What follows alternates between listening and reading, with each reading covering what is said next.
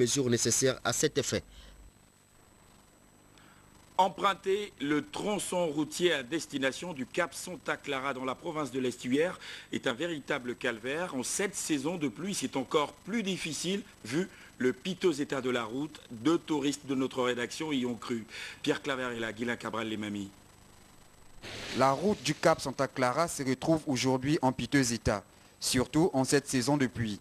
Difficile pour les usagers et les habitants de Santa Clara de se déplacer d'un point à un autre. La route de Santa Clara, comme vous voyez, le constat, vous avez fait le constat. Il y a Colas qui est là, qu'on a donné le marché. Bon, jusqu'à présent, ils n'ont pas encore commencé. Ils ont juste bouché quelques bourbiers. Bon, au niveau de la zone vers Mabandja ici, il y a toujours des bourbiers. Bon, c'est tout ce que je vois. Hein. Santa Clara, comme le Cap Esterias, sont des lieux de loisirs tant pour les Gabonais que les étrangers. Elles devraient ainsi attirer l'attention des autorités pour la promotion du tourisme au Gabon. La note triste de cette édition d'information, décédée le 3 avril dernier à Libreville, la vénérable Charlotte Kombila a reçu l'hommage officiel des plus hautes autorités de la République. Dans son éloge funèbre, le président du Sénat, Rose Francine Rogombe, a rendu un hommage mérité à la disparue. Presse du Sénat. La haute chambre du Parlement gabonais en deuil à la suite du décès du sénateur Charlotte Kombila, élu du premier siège du 6e arrondissement de la commune de Libreville le 3 avril dernier. Un hommage officiel lui a été rendu avec honneur militaire au palais Omar Bongo Ondimba. L'un des temps forts de cette cérémonie, l'éloge funèbre du président du Sénat, Madame Rose Francine Rogombe, dans une voix serrée et empreinte d'une forte émotion, saluera la mémoire d'une collègue fort appréciée pour ses qualités humaines et intellectuelles. Cette grande qualité humaine et intellectuelle lui avait valu l'estime et la reconnaissance de tous. Animé du noble désir de servir son pays et ses concitoyens, Charlotte Kombila aura 3 législatures durant consacré toute son énergie au service de la Haute Chambre. Nous conserverons d'elle l'image d'une femme forte de caractère, mais toujours ouverte au dialogue.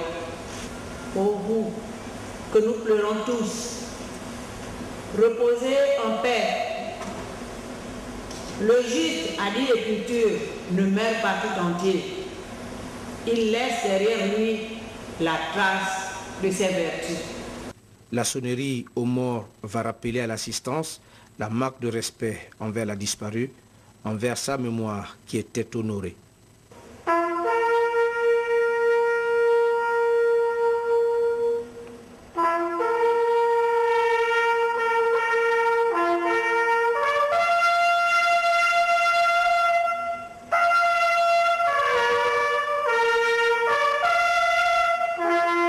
Suivra la décoration de la vénérable sénatrice Charlotte Kombila à titre posthume de la médaille d'or du Sénat par la présidente du Sénat, Mme Rose Francine Rogombe, et les dépôts de gerbes de fleurs par le président de l'institution, le bureau, l'ensemble des sénateurs et par les autres hautes personnalités de la République. Enfin, la signature du livre d'or des condoléances, présidente de la Commission des affaires culturelles, sociales et de la communication, Madame Charlotte Kombila est une femme de grande qualité, d'esprit d'ouverture et de consensus que le Sénat vient de perdre. Elle laisse une forte appréciation de sa personne, de son humilité et de son intelligence qu'elle a su mettre au service de la haute chambre du Parlement gabonais.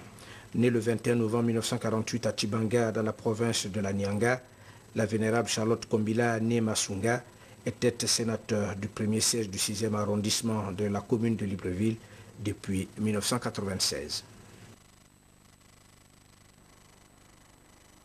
Un événement un peu plus gai pour la fin de cette édition d'information. La Fondation internationale Hôpital Albert Schweitzer de Lambaréné avec à sa tête la petite fille du docteur Albert Schweitzer, Christiane Angel, médecin et pianiste, se produira du 12 au 14 avril prochain à l'Institut français de Libreville. Un concert à ne pas manquer, surtout, nous le rapportent ici Guilain Cabrel, les mamies et Pierre Claverella. La musique est universelle.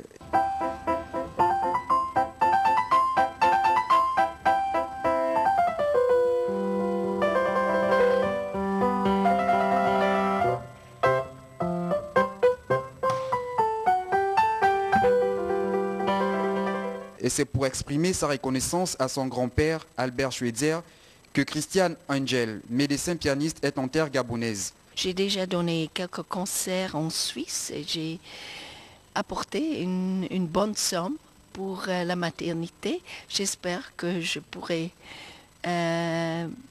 apporter de bons fonds aussi ici. C'est donc pour votre peuple. Pour ce rendez-vous, elle entend organiser un spectacle de musique à l'Institut français de Libreville, dont les retombées seront mises à la disposition de la maternité Albert Schweitzer de Lambaréné. Ça, c'est le commencement. On va renouveler. Nous espérons que nous aurons les fonds de renouveler tout l'hôpital parce que les bâtiments sont en train de nous montrer des signes de vieillesse. Oui. Christiane Angel entend se rendre à Port-Gentil avant de remonter l'Ogooué comme l'avait fait son grand-père. Après c'est Port-Gentil et après ça je prendrai le bateau pour aller à Lambaréné, le même chemin que mon grand-père a fait souvent et moi je ne l'ai jamais fait. Gentil. Les populations de Lambaréné et de Libreville sont donc conviées à ces grands rendez-vous de la musique, mais aussi du partage.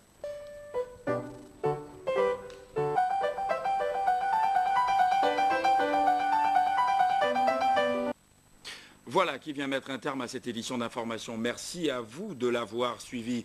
Prochain regard de l'actualité, 23h, retrouvez Elisabeth Guignonga. Coordination du journal Ludwine Cavoujan, Augustin Diengui, toute l'équipe d'antenne se joint à moi pour vous dire merci à vous de rester fidèles à Gabon Télévision. Un gros merci à Syria Karis et Issimbe pour les cadres. Je vous retrouve très prochainement sur Gabon Télévision. Demain à 20h pour vous informer, Cédric Mollet-Malonga.